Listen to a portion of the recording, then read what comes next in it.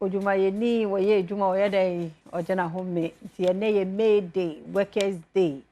To ojuma ye ni bia je wa home ene de nya chance. Na also de fie kakra unhu. Relax the whole day o de nepe. Say nche na weekend na bana so wa ye de obey. Ene nkwa de fie. Say be ye otena no be say nya hoden nya medom ye ya. Na de ato a ojuma no esuma nkra no feel we ne. Nkra no mo ha ju unhu. Stop, stop 1,000. Experience omo kakra ne hu omo ebi akra na bibi ato akra no kra na hu bia na bibi koso na hu enne workers dey unko ba bia atna se so obekọ ba bi nso a bia ne family ne kakra bi ho ofa ba bi a relax mo ho kakra yen sesem so what if akosa na e board bi sa sesem kakra ya da se pa mo amo hye no ya da mo ase na MNC Group Global investment holding company.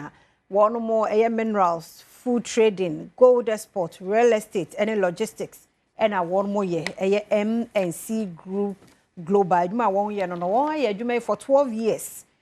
Countries been watching and one more so. Dubai, Kaho, US, net China. One more boy, war near my hood or my bob sway. And in the phone war, it is our own woodings, our swans own to second way. Won say we delivery bibi a omo ya ma ono so jejejeje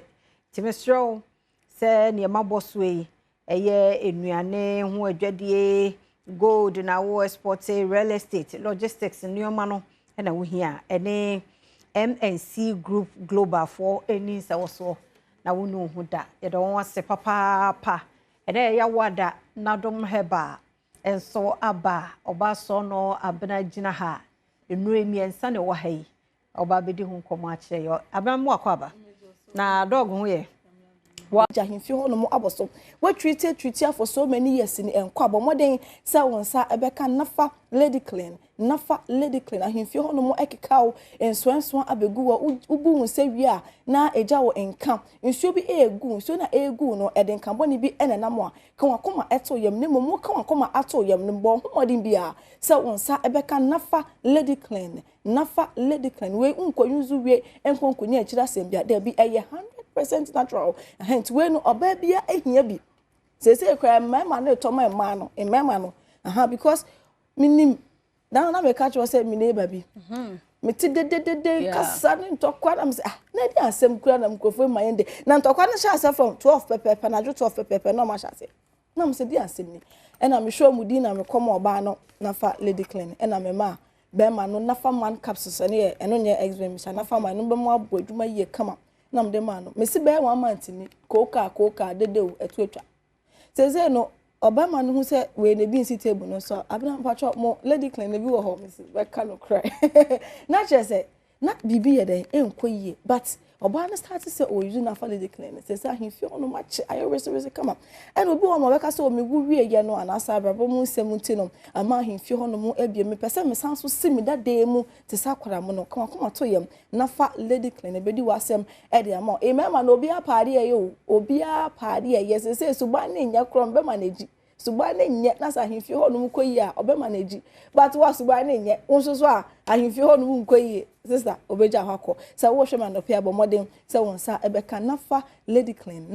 100% natural ebehwa aboa na etu infection asini na ede ama pempi no ayana meka se bibi ehya ase se edan ho di ewo nipadwane ni akai na hye no so se ewo mogye mu enti ewo se wutu ase enso abegu ahimfi hono mekeka wo insu a egu nkambo ni asebi ababet na ahimfi hono ewo mogye na bibi na edan ho di na mo hu se bibi ye den enkoyie eno sa no ubehia nafa x-ray mixture ene ne capsules ubehin set nafa lady clean no all right na momu no ubenum nafa x-ray mixture ene ne capsules say ene tie obetumi e de mixture no anom capsules na sese na abenum na be feel comfortable bia no na ende wafa de hia na se obenum na eyi ha no efi ho no mo e de manti manu hia combo miensa we nafa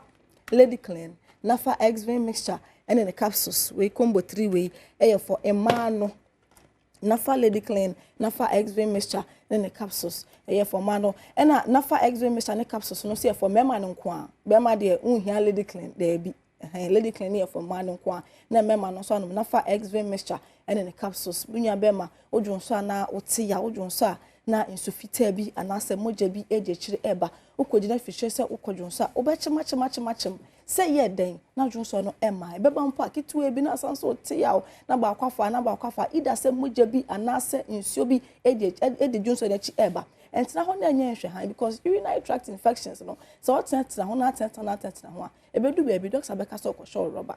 or the druben bakwosho be mem entina ho ma na nyansa sisi a otimi nke bomoden se wonsa ebeka nafa X-vein mixture and the capsules na nhwe nyi sa ha ni na mfi ho emfama go no syphilis ebetu aset atahwe e de amount nafa X-vein mixture and the capsules na mdi kan kan no se obemem ehhehyew wodwonso ana wote yaw ko jefiche so kodwonso abechemachemachem say ye den na dwonso no emaye obi won mo da osole dwonso 16 times a night adan and nti na wo se ba ne sa abra na Adom Herbal Center ye di ndu papa se na fa X-vein mixture and the capsules aba edwaman so ye ndroi enye na pharmacy shops and herbal shops I will come have bia no okwa obenya bi ato ye number no eye 053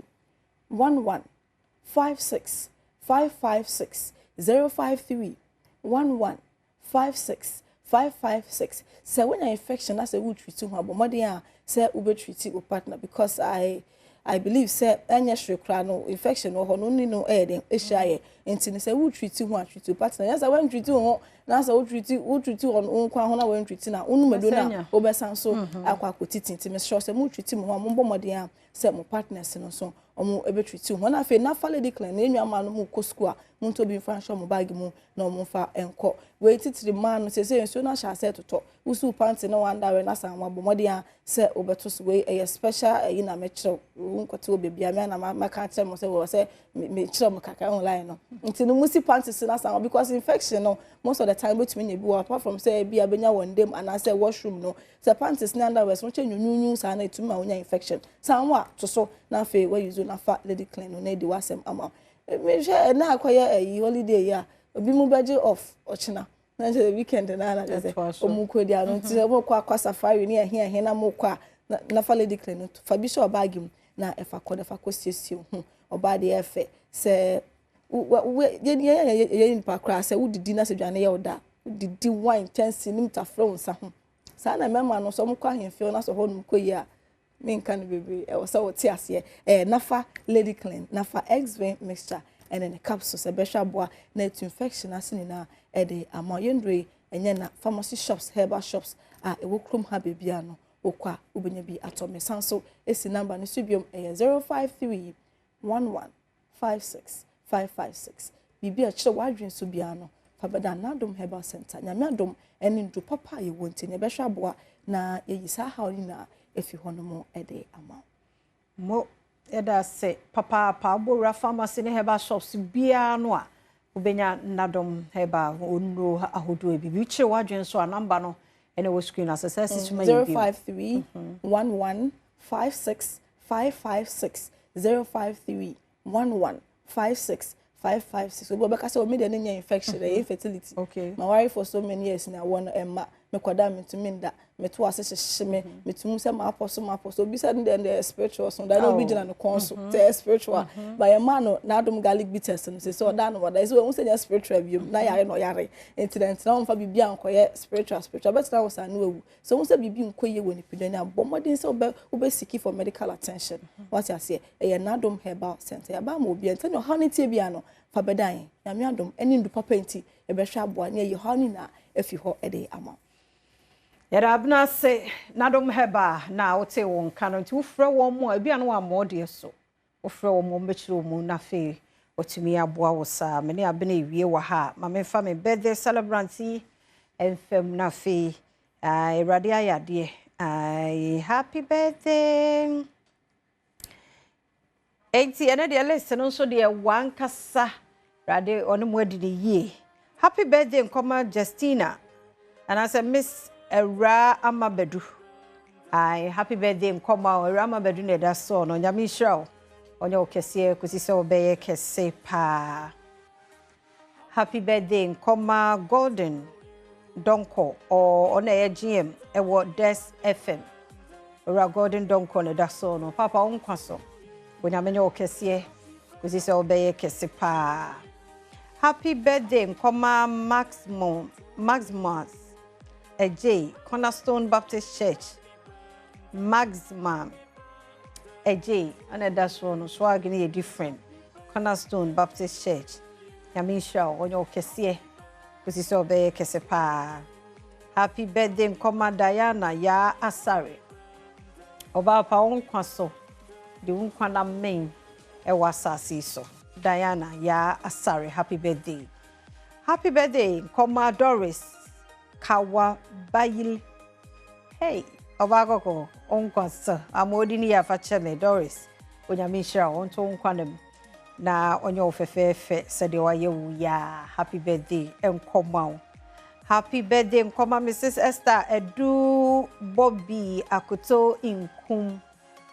Oba pa Mrs. Onkwaso. Adentre washiemu no ma onye kese kuzisa odaye kese pa. Happy birthday Nkoma Eunice Nana ya yeboa. Happy birthday Eunice Nana ya yeboa. Erade nkoso enhira onye kese kuzisa odaye kese pa. Happy birthday Emmanuel Guma. Happy birthday Emmanuel Guma. Erade onye okese. Omo asunfra dumu enko adumu. Yamisha. Happy birthday Nkoma Nayas Ananas. Dini bianode. Nas. Yamisha oba unkwaso. Yamenye okese. Happy birthday Nkoma Mama Francisca. We free 1931 club. Mama Francisca ne da so no nkwaso bapa ya Michelle onyo kese kisi obe kese and then so ya Asantoa Elizabeth na bakan enkunim chira birthday nti ya me sa de frɛ no because ya won made nti newsroom ya me and ya me anyini fe nti ya me enkunim chira o ma me no nuamu nyina omo we show happy birthday erade shell erade nya okese no ma sunfra dumu nkwa dumu onfa munye tire na unuamu nkaye nso enye kese pa isan wo enhire erade de adomu nti eno obi a wudu awoda bia no dedicate show ima erade shell erade nya okese we so be kese bidi de afia amankwa tamaklo me da se umre no wada agia wodi ama yenwie yo mambo atmaye krado e de ahose pe brew ti da ho me se nko ba bia da fie da tv no ho e be somo kama fefefe mambo atmaye basiko osika Trinity star 281 hash option near 4 star 281 hash option no year 4 Trinity 1000 Ghana wan ko ba bia na kunkunu momo nasu umpe me so twa de sesi na utwa ubede ubedi ye say yentimi twa kama twa didi ni nyina ekọ me so wu twa ma me se be ya obedi ate mambo atma ye krado ye kwaba